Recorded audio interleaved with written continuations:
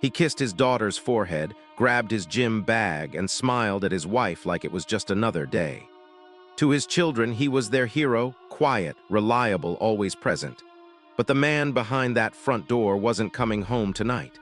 Because even the kindest father can carry secrets so dark, they invite death itself. He kissed his daughter's forehead, grabbed his gym bag, and smiled at his wife like it was just another evening.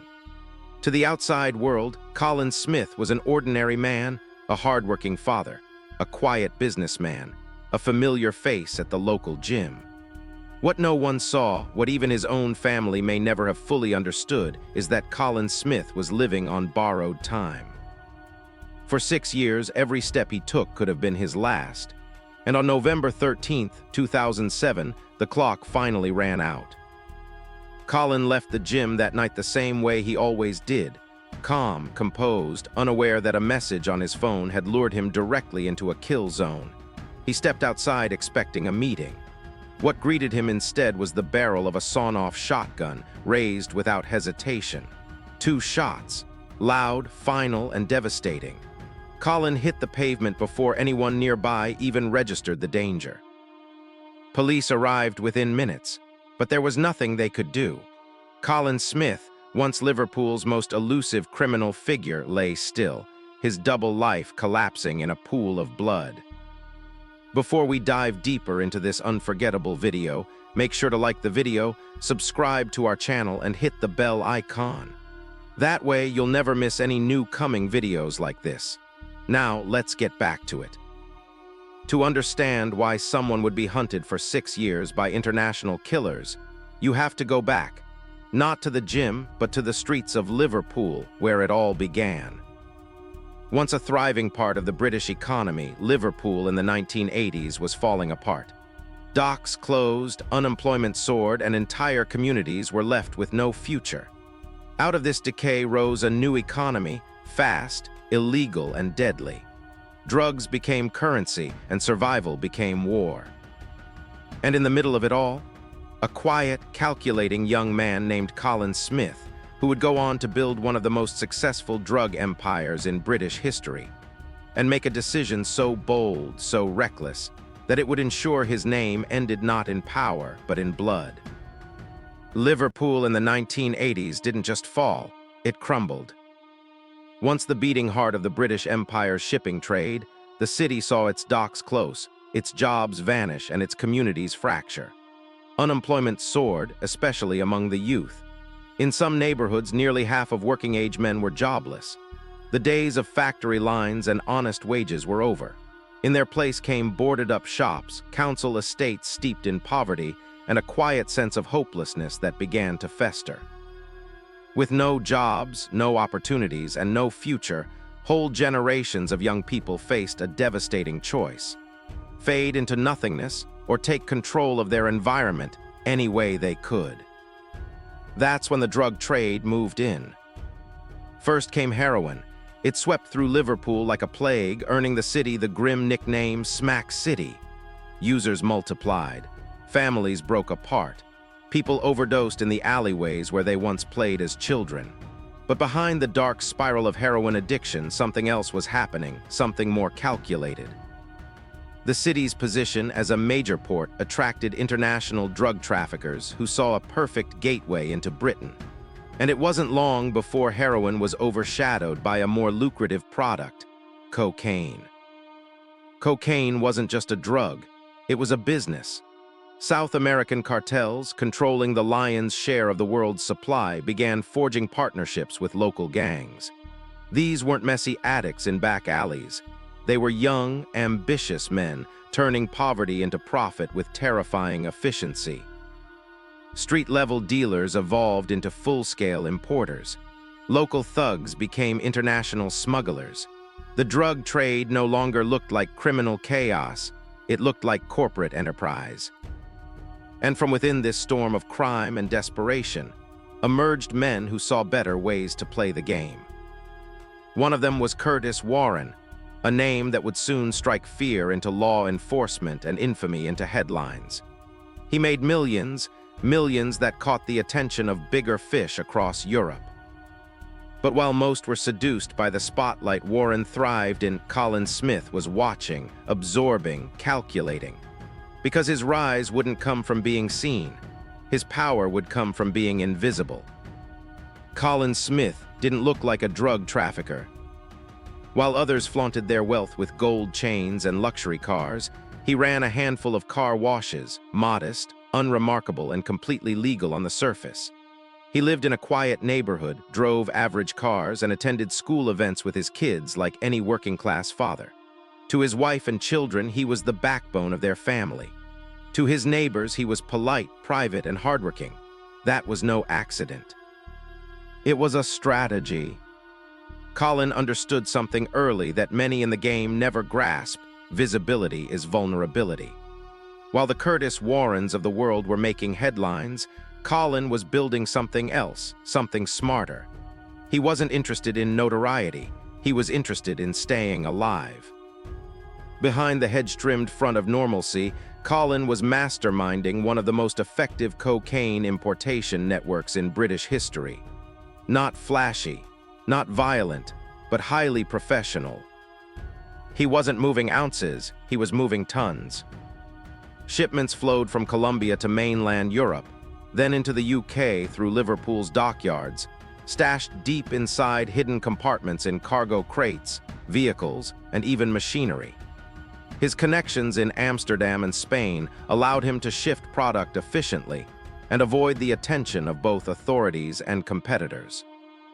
What made his operation special wasn't just the logistics, it was his reputation. He paid on time, he never talked out of turn, he never let chaos touch his circle. In an underworld ruled by betrayal and greed, Colin was considered trustworthy, a rare currency worth more than the product itself. In a world full of bold criminals, he was calculated. Where others made noise, he moved in silence. And that silence made him wealthy beyond imagination, while leaving barely a trace. By the late 1990s, Colin Smith had already earned millions without ever having fired a gun, served time, or drawn attention. He had what every criminal wants: money, respect, and safety. But safety in his world comes with a price, and one day he would decide not to pay it. Colin Smith's rise through the underworld wasn't built on violence, it was built on trust. To the Colombian cartels, Britain was a valuable market, but reliable partners were hard to find. Most were reckless, power-hungry, or simply too loud. Colin was different. He didn't throw wild parties or flex his earnings with gold watches. He spoke softly, paid his debts, and treated their product and their people with the kind of respect that opened doors others couldn't even knock on. By the turn of the millennium, Colin had become one of the most trusted men in the UK for the Colombians. And trust in their world means access, direct deals, better prices, larger shipments, serious weight. He ran distribution through a network of expats in Spain, couriers in Amsterdam, and dock workers in Liverpool. His logistics ran like a multinational company. At one point, law enforcement reportedly believed he was handling loads worth over tens of millions of pounds per shipment, and they still didn't fully know how he was pulling it off. That's because Colin didn't rely on brute force like so many others in the trade. He invested in planning, he bought silence, and he kept his face out of newspapers. He wasn't a kingpin in the traditional sense. He was a ghost. Even among other criminals, few knew the full extent of Colin's operation. Some described him as the man you'd never even suspect. To most people, he looked like the owner of a rough-around-the-edges car wash business. But behind closed doors, he was coordinating one of the most disciplined, high-level drug trafficking operations in Western Europe.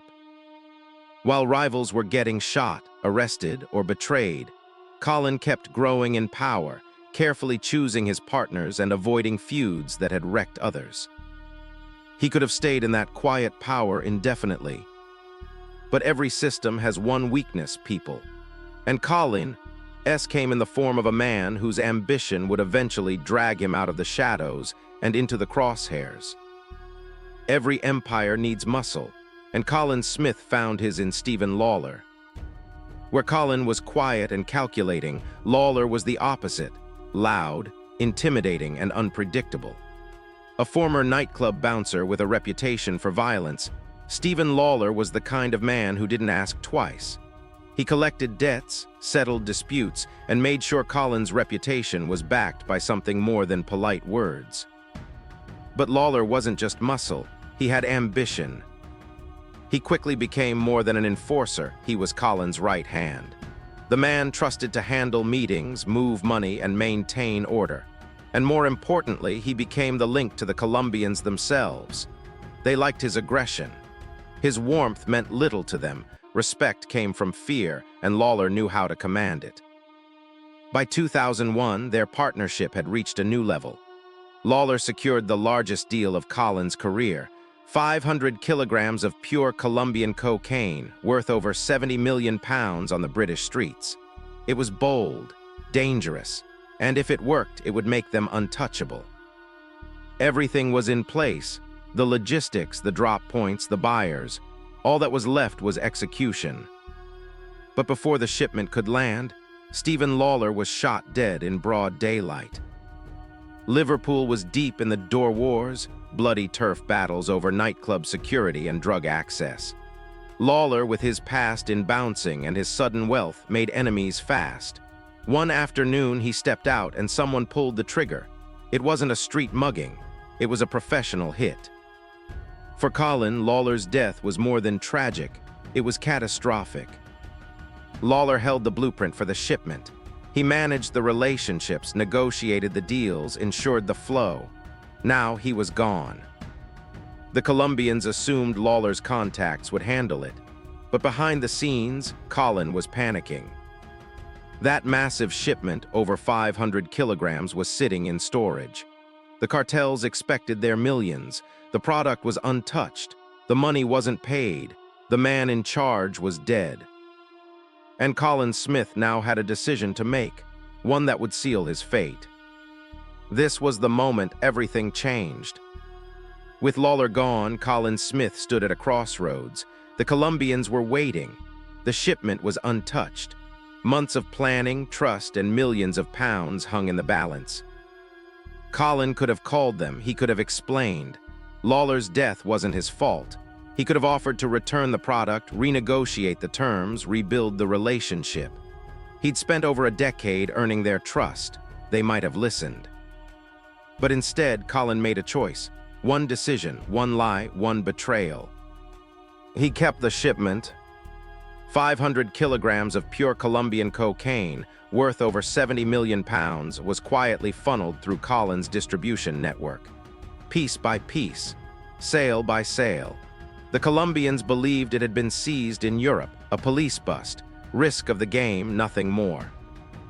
Colin told them it was gone. It worked for a while. Colin lived the lie. He used the millions to strengthen his business fronts, buy property in Spain, and slowly edge out of the drug world. No one suspected. Not the police, not the Colombians. But secrets don't keep in this world, not forever. A man known only by his alias, Stephen the Blonde French, leaked the truth.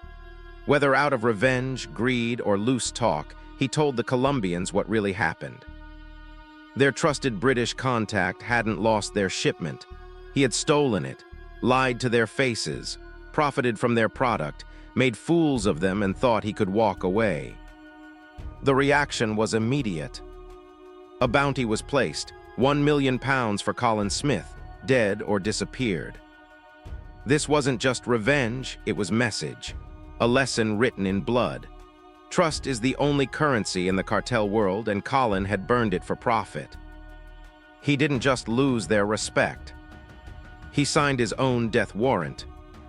And from that moment on, every step he took was borrowed time. Colin Smith knew the truth was out, and he knew exactly what that meant. The Colombians weren't loud, they weren't emotional, they were patient, efficient, lethal.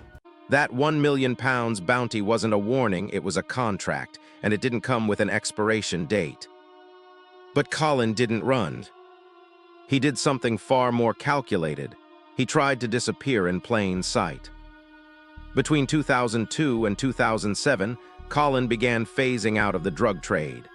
Slowly, carefully, he stopped taking large shipments, cut ties with volatile contacts, expanded his car wash businesses, and began investing heavily in legitimate property, particularly along the Spanish coast. To the outside world, it looked like a man going straight, a family man regaining balance. His wife saw a husband more present. His children had a father at sports days, school meetings, holidays abroad. Even friends began to believe his past life had been exaggerated. But Colin never truly escaped. There were whispers. Associates warned him of strangers asking questions.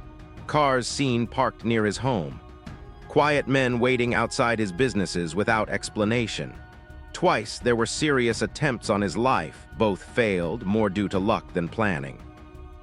Colin changed his routine often. Different gyms, different cars, no fixed habits. But no amount of caution could erase the truth. He had stolen from one of the most dangerous organizations on Earth, and they had not forgotten. He smiled at neighbors he suspected were watching him. He checked under his car daily. He trained obsessively, not to build muscle, but to survive a firefight he hoped would never come. He was hiding in the only place they wouldn't expect him, the middle of his old life. But no man lives looking over his shoulder forever. Some part of him started to believe he'd outlasted it, that the cartels had moved on, that the worst was behind him. And then one Tuesday in November, his phone buzzed. A meeting. Just outside the gym, nothing unusual. He didn't realize it then, but this wasn't a message. It was a trigger. The final day of Colin Smith's life began like any other. He kissed his wife, grabbed his gym bag, and headed out the door. For 6 years, he'd lived with a £1 million death sentence on his head. But somehow routine had returned. School runs, business meetings, even workouts. That Tuesday evening, he walked into the gym like he always did. Put in his usual session. No nerves, no signs of panic. It was as if he believed he'd finally outrun the shadows. Then his phone buzzed. A message from a familiar number. Nothing alarming. Just a quick meeting outside, someone from his circle wanting a word. He grabbed his bag and walked toward the exit, unaware that death was already waiting. Outside, the November air was still. The street was quiet. A car sat nearby, its engine off. A man stood alone in the shadows, face hidden, steps measured. By the time Colin sensed it, it was already too late. 2 blasts tore through the silence, a sawn-off shotgun, fired at point-blank range. The first hit dropped him. The second made sure he didn't get up. No mercy, no hesitation, no escape. Colin Smith was gone within seconds. The killer vanished into the dark, leaving behind only spent shells and a corpse. No fingerprints, no camera footage, no witness willing to speak, just silence. But that silence screamed one truth: the debt had been collected. Within hours, news of the hit spread through Liverpool's Underworld. The quiet kingpin, who had evaded police, violence, and suspicion for years, had finally been executed. A message as clear as the blood on the pavement: betrayal has a price, and the Colombians always get paid. His murder became the focus of a major police investigation. Dozens of detectives, foreign intelligence, surveillance. But it led nowhere. They knew who did it. They just couldn't touch them. And so, the man who lived invisibly died the same way, without warning, without justice, without peace. Colin Smith believed he could outsmart the system. In the end, the system buried him.